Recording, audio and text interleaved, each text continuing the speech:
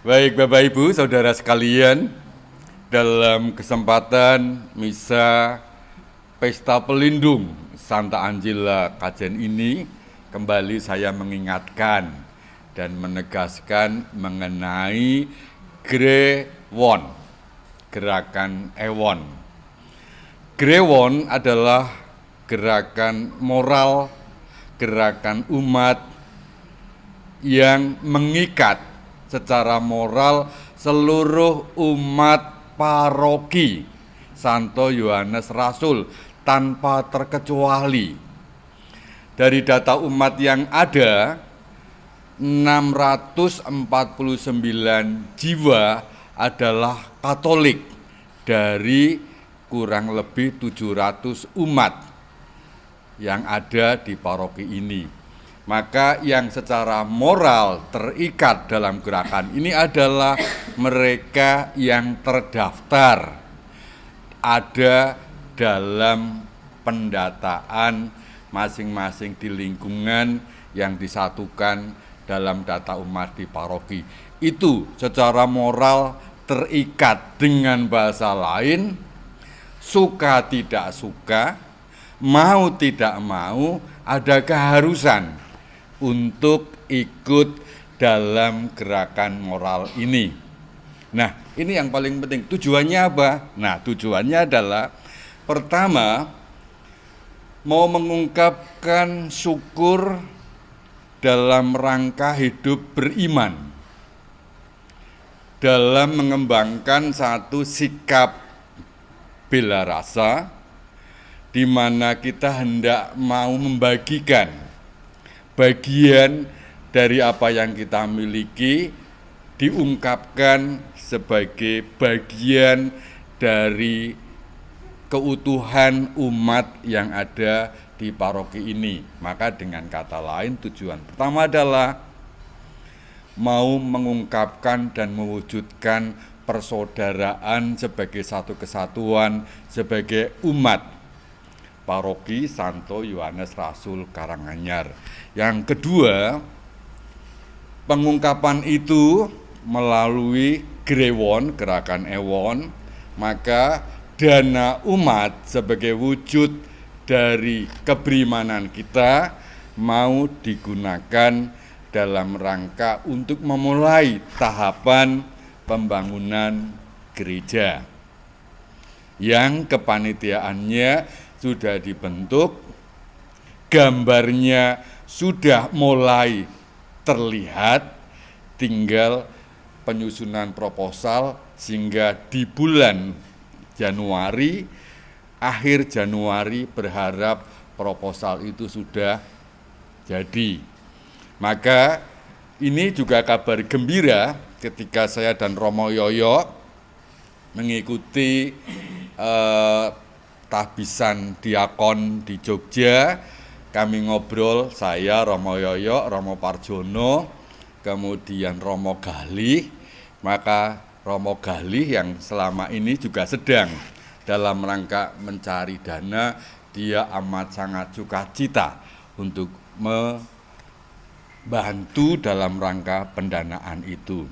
Jadi Grewon itu pertama dan utama adalah mau mengungkapkan dan mewujudkan keperpihakanku, handar beneku sebagai umat atau bagian keutuhan umat di paroki yang ingin bersama-sama mewujudkan pembangunan gereja. Maka sekali lagi yang terikat dalam Grewon ini adalah semua umat Katolik. Nah, Grewon itu juga gerakan, karena gerakan iman itu juga pastilah tidak memaksa, sukarela. Sukarelanya itu bukan kalengnya. Kalau kalengnya itu adalah mau tidak mau, suka tidak suka, sebagai umat Katolik saya harus ikut. Sukarelanya itu adalah memasukkan ewonnya itu 1.000, 2.000, sukarelanya di situ. Dan juga yang kemudian perlu untuk disadari adalah bahwa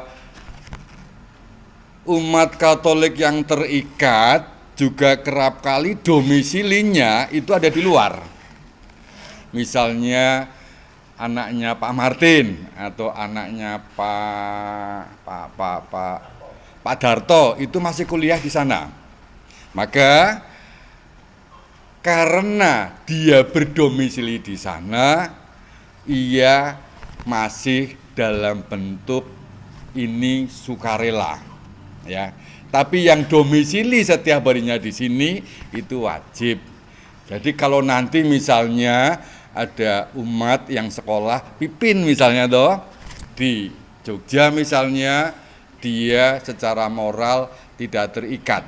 Tetapi secara kebatinan, kerohanian, kalau dia menyadari betul, kalau saya tresno mengasihi gereja, maka biarpun jauh, tetap ikut ambil bagian dalam grewon itu. Misalnya, contoh konkret ini nyata, misalnya Pipin sekolah di sana, uang saku Pipin setiap minggu misalnya 400.000, maka ibunya Pipin ngirimnya tidak 400.000, tetapi 375.000 misalnya, yang 25 dimasukkan ke grewon. Nah begitu. Nah ini juga mengikat untuk semuanya, jadi anak-anak pun juga dilibatkan. Kenapa dilibatkan? Supaya anak-anak mulai dini sungguh merasakan bahwa dia memiliki gereja, sehingga dia bisa menunjuk dengan bangga, aku pun sudah ikut ambil bagian dalam pembangunan gedung gereja itu. Sehingga umat semakin punya kesadaran untuk mencintai, mengasihi, handarbeni gereja. Begitu. Apakah ada pertanyaan satu? Kalau tidak ada, mari kita wujudkan grewon. Andai kata Bapak Ibu Saudara sekalian mengasihi gereja, jangan pernah lupa untuk mengisi grewon setiap hari dalam nama Bapa, Putra, dan Roh Kudus. Amin. Tuhan memberkati.